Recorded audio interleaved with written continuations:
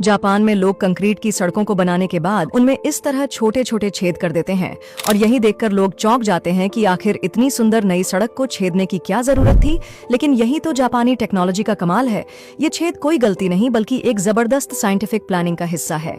सबसे पहले जमीन पर खास प्लास्टिक बोर्ड बिछाए जाते हैं जिनमें 18 कोन लगे होते हैं।